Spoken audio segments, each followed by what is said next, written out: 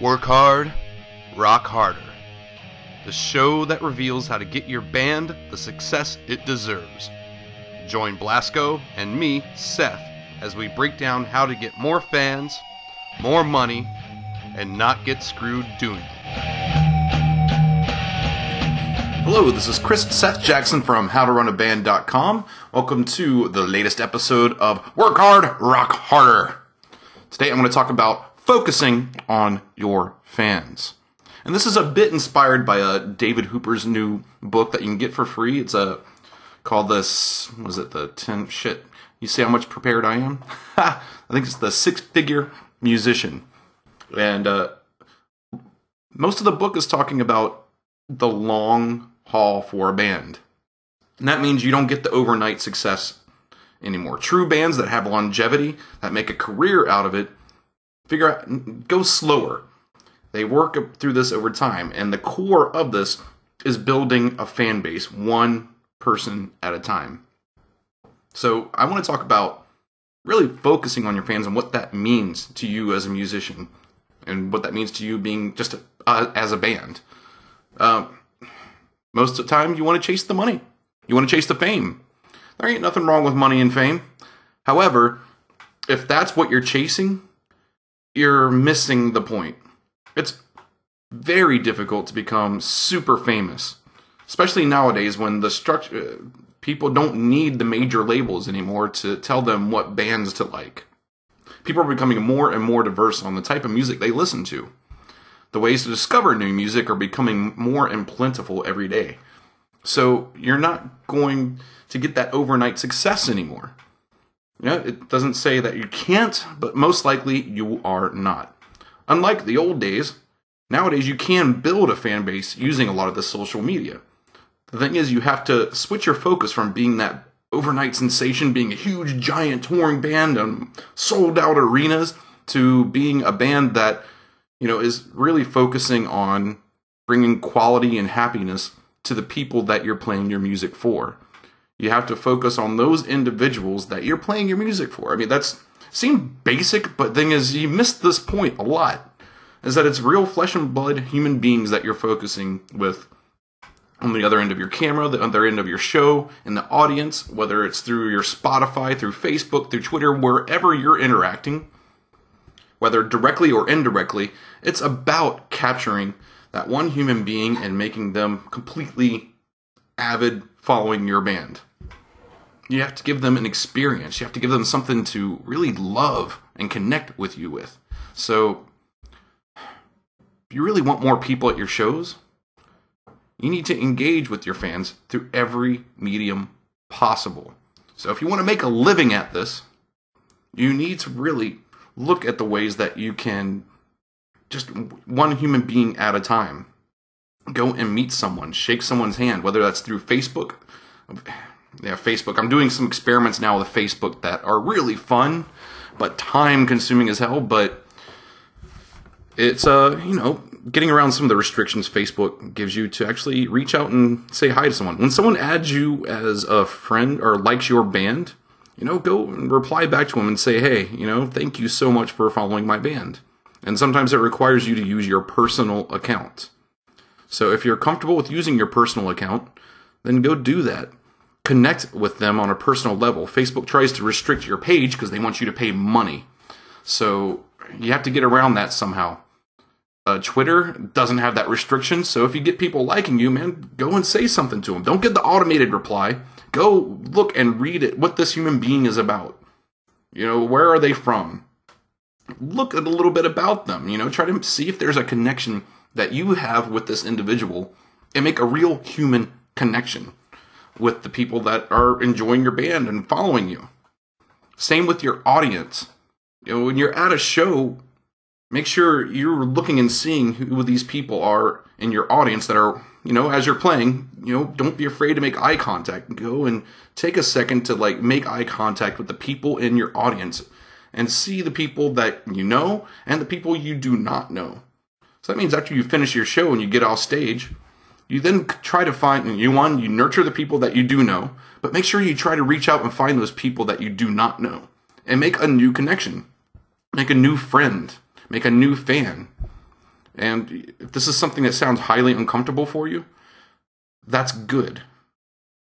Expanding your comfort zone. I just finished reading a book called The Charisma Myth, and it talks about all the ways you can expand your charisma to be more charismatic, to get people to really listen to every word that you say. Which, of course, I'm trying to do this how to run a band stuff, but it also helps musicians. So the charisma myth talks about how the charismatic are comfortable even in uncomfortable situations. They get used to those uncomfortable situations, and they can have a body, body gestures that still have charisma, that still show that they're relaxed and in control of the situation. So expanding your comfort zone is a great thing, especially the more you want to deal with people in a public interfacing way. So, yeah, if it's uncomfortable, face it. I mean, go up to that one person, just one new fan per show.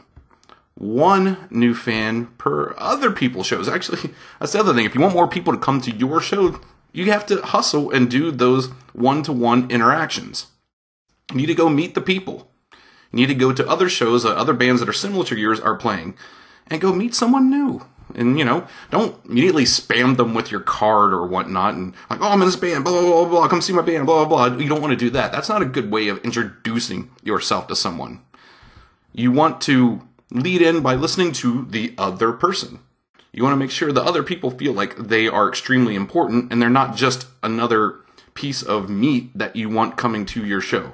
You don't want that. You want to show that you have genuine interest in the people around you. And they're not just pieces of... I guess the best way to say this... Actually, I don't have the best way to say this. Bands spam people, and they treat them like cattle that you just want to herd into your shows. And that doesn't make anyone feel special. I have a theory that marketing... You say the word marketing to a musician... and they cringe because they think it's some type of businessy thing that's separate from everything else. That's not it at all. True marketing, especially nowadays in the Seth Godin era, it's about really making true connections. It's expanding who you are as a band out to other people and really engaging with them on a one-to-one basis. It's about being you, but more you. And it's about treating people the way you would want to be treated. And that's being a more of an all-inclusive thing, a warm thing, not like a cold, like, come to our shows. It's more like, how are you doing? What are you up to? What's going on with you? That's another thing. When you're going through your social media, don't talk to everybody. Don't address everyone. Address one person. Know who your ideal fan is, and talk to that ideal fan. Sometimes it takes time to figure out who your ideal fan is, but always be thinking about that. Always be growing who you think your ideal fan is. Make up an image of who this person is and who you're talking to. So you feel like you're talking to a real human being with each and every little piece of stuff you put out there. Your flyers, your music, how you talk from stage, how you talk on Facebook and Twitter. You're talking to one human being each and every time. And that way, your communications sound very special and tailored to one person. And you have that sense of connection between you and the people that you're talking to. You want that sense of connection. You need to connect with your fans. If you don't connect with your fans, what the fuck is the point?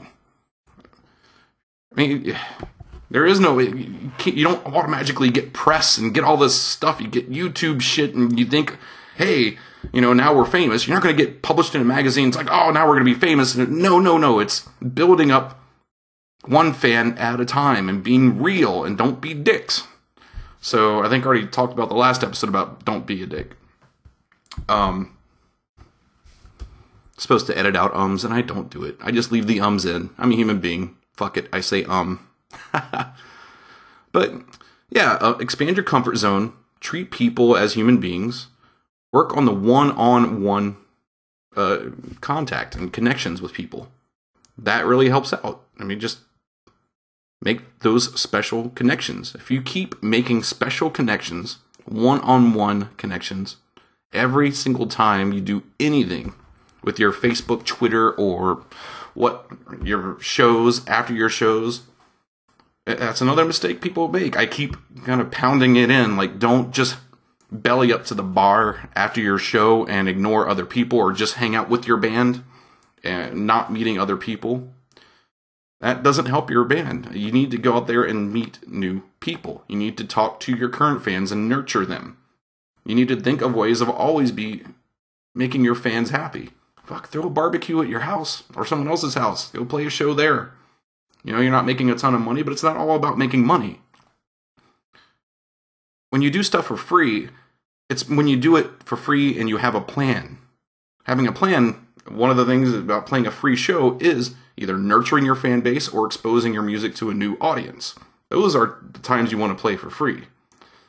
So if you're not doing either of those things and playing free, you got a problem.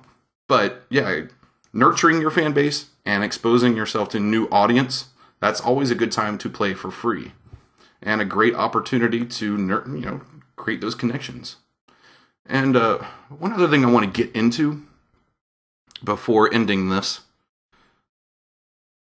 and something I kind of learned from watching a Gogol Bordello special they had, some documentary they had. I can't remember the name of it off the top of my head right now. But what they would do at their shows is they'd see the people that act really into their band, and they would really concentrate on those people. The people that would get into their shows and dance around. And they would go out of their way to make friends with those people, to encourage those people to come to shows, to do everything they could to get those people out to shows. Whether it is, paying their way into the shows. Because those are the people that, they said, trained the rest of the audience in the room how to act with their band. So they got that core group of people. By building those one-on-one relationships that then grew out into those people being avidly into the band, got other people avidly into the band, which helped grow them fast. So that's how you do it. You make the one-on-one connections. You encourage a core group of people, and you get them completely avid, fanatic about your band. You go out of your way to really nurture those core group of people. And it's not about making the money. It's about nurturing the core group. After you've nurtured the core group and your stuff starts growing, then the money naturally starts coming in, because then you're selling out shows to the point where you can't physically meet every single human being. But when you're first starting out, you can meet everyone in that damn bar. You can meet everyone in that club. You can go out and meet at least one new human being each time, even if you are the biggest band on the freaking planet. You can meet one new human being each time. There's nothing stopping you from that. You shouldn't be in a green room after your show, hiding away from fans. You should be right there engaging with your fans. Each and every time. There is no rock star. Get that rock star myth shit out of your fucking head. There is no rock star, hip-hop star. That's not how it is. Because even though you might be on top of the fucking hill one day, the next day you can be right at the bottom.